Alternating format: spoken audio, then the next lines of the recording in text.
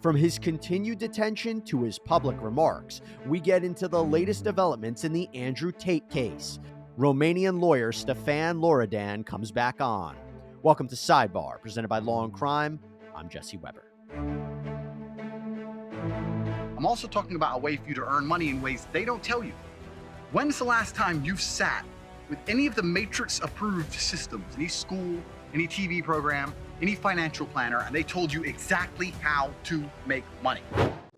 Over now to the latest on Andrew Tate. As we've been reporting here on Sidebar, the social media personality, as well as his brother Tristan and two others, were arrested on human trafficking and rape charges out in Romania. Prosecutors allege the defendants, quote, created an organized crime group with the purpose of recruiting, housing, and exploiting women by forcing them to create pornographic content meant to be seen on specialized websites for a cost. Well, we have some updates from a judge continuing Tate's detention to the former kickboxer complaining about jail conditions. So let me bring in an expert on this, somebody that we've had on before, and I'm so happy to have him back on. We are joined once again by Romanian lawyer Stefan Loredan. Stefan, great to have you back here. Thanks so much for having me. Always a pleasure to do this interview with you guys. Let me just start right now with the detention. Let's start off there. And to give everybody a little bit more context here, we know that when Mr. Tate was first arrested on December 29th, the court had granted the prosecutor's request to keep Tate behind bars for 30 days. Tate appealed it. It was denied. And then recently, a judge ordered that Tate remain locked up for another month until February 27th. Why did the court do that? Okay. That's totally right, in my opinion. And I was predicting that, like actually in my YouTube videos, I was predicting that. I'm not surprised. And here's the thing. I don't know if you watched the news lately, but there were some new raids that were happening on some of the locations owned by Andrew Tate in Romania, and supposedly some of the locations of their business partners, which means that there are new witnesses in the case, there are new evidence going on, and which translates into the prosecutor needing more time for the investigation. So it's a natural thing that happened. I didn't feel like he had enough time in the first 30 days period to gather all the evidences, and that's pretty much what's happening. Just to clarify that, Andrew Tate has said that he is continuing to remain locked up because prosecutors are looking for evidence. And he says they'll never find anything. But is he right? I mean, because it's a little different than what we have here. You would imagine when someone's arrested, they pretty much have all the evidence. And then it becomes a question if they are granted bail or not. You're saying and correct me if I'm wrong, they're continuing to find evidence while he's locked up? Yes, exactly. Because right now we are not into the trial phase. We are in the investigation phase, which can go up to, I mean, they can detain him for like 180 days if they want to, right? Is that the maximum? Is that the maximum? Yeah, that's the maximum. Like they can extend 30 days up to 180 days. And in this period, all the prosecutor has to do is gather further evidence, and he has the right to do so. What avenues does Andrew Tate have if this is extended every month to try to appeal it to you know, I know he appeals it. Does he have any successful grounds to be released earlier? Since he's presenting a threat in terms of leaving the country, I don't think he's going to be left in freedom, at least in the investigation phase. And plus, there's one more thing that I want to touch a point on, because I know you want to discuss about that as well. There are some girls that supposedly they are victims inside this case, and they are coming out now, and they are claiming that they are not victims and the system is corrupt, and they are put as victims against their wills. The idea is that this is doing more bad than good to Andrew Tate, because right now the judge and the prosecutor is facing a situation where if they would be set free, then it means that the whole narrative of the system being corrupt and them being wrong will be accepted. Does that make sense? Yes, it does. Like yeah. Well, like let's talk about that, because you mentioned these girls who are, well, a few people have come out. So I'll ask you about both. One, we have a bodyguard. A bodyguard came out from Andrew Tate, Bogdan Stanchu. Some of the girls misunderstood the reality and believed that he would be his next wife. When they realized the reality, it's easy to transform from a friend into an enemy and make a statement to the police. I never doubt Andrew. And then two women have come out, social media influencers, claiming that they're part of the prosecution's case, but they're not victims. So what you're Exactly. saying that's going to create more harm for Andrew Tate. Yep. That's exactly. Just think about it from the prosecutor's perspective or from the judge perspective, right? If two of the allegedly victims in this case are coming out there and are saying that, oh, I'm a victim against my will, the system is corrupted, blah blah blah, then if I would be set you free, then it means that I would accept the fact that the system is corrupt and that you are against your will in this case, right? And so it will make them look bad in a sense. So it's only messing up things, in my opinion, for Andrew Tate. Are they Because here's telling, the thing, but are you they know, telling the truth? I mean, it's quite a claim to make that you're part of the prosecution's case, but you yeah. don't believe in the prosecution's case. Even if they are telling the truth, the prosecutor has the right, to auto detect, in a sense, the fact that you might be a victim in this case, even though you don't want to complain about it, even though so the charge can still stay on because of that. See, I would think that a way to reframe that argument is to say, and again, I don't not know the particulars of the case, but you could have a Yeah, prosecutor say these women are so warped by Andrew Tate's philosophy, they believe they're not victims when they really are. I mean, yeah. am I totally off with that? No, no, no, you're totally right. That's exactly what it is.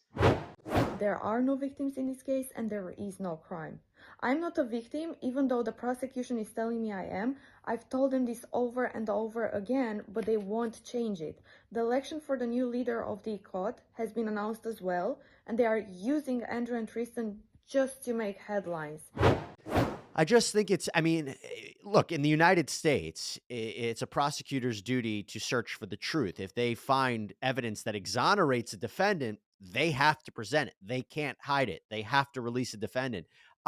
Is it, I hate to say this, but is that the same thing that we're dealing with in Romania? Because yes, I understand that they don't want to make it look like they were wrong. But if there's evidence that comes out that this is not true against him, what happens? I would say that this is more the focus of the defense team. The Mhm. prosecutor is mainly focusing on finding evidence against Tate brothers, right?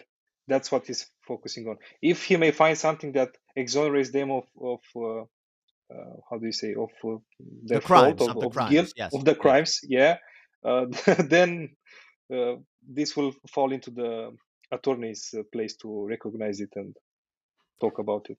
You mean it's on the defense counsel, it's not on the On the prosecutors? defense, exactly, Wow, exactly. that's so interesting because usually it's the Yeah. prosecutor's duty to show it if it comes up.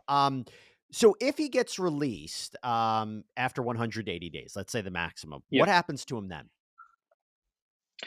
So if they are going to get released, even though I don't feel like it, because I think that it will move to the trial before that will happen. But if they are Mhm. going to get released, the investigation will continue with them in freedom.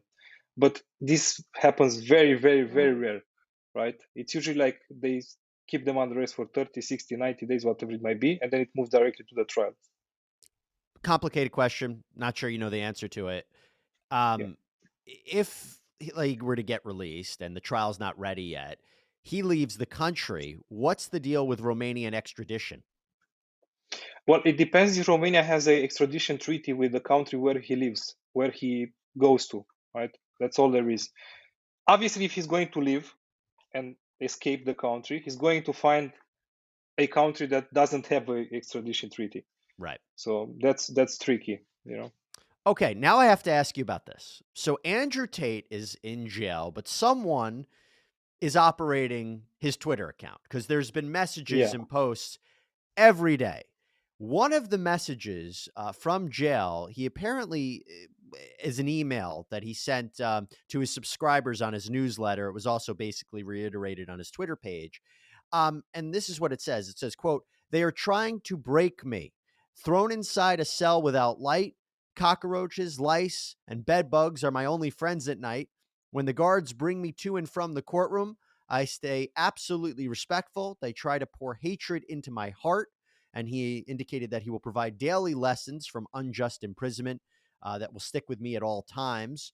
Is there any truth to that? Because I was looking a little bit about what Romanian jail conditions are like. And I think there was an article that came out that the US State Department had criticized what they called inadequate sanitation and the lack of natural Yeah, light in Romanian jails. You yeah, think he's telling the truth about it? yeah.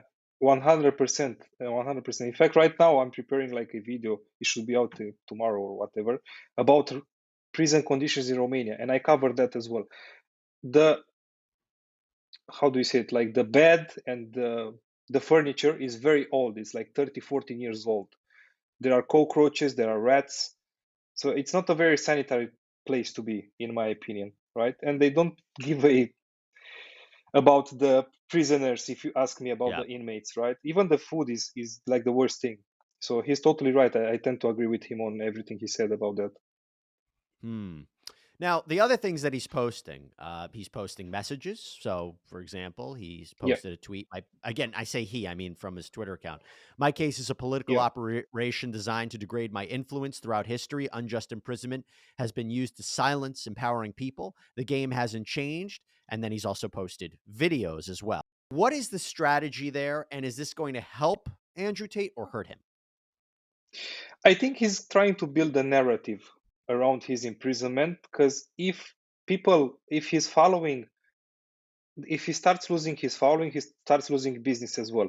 And what he needs to do now is creating this narrative around his imprisonment, the fact that it's injustice for him, because he can't just go out there and say, okay, they might have something against me.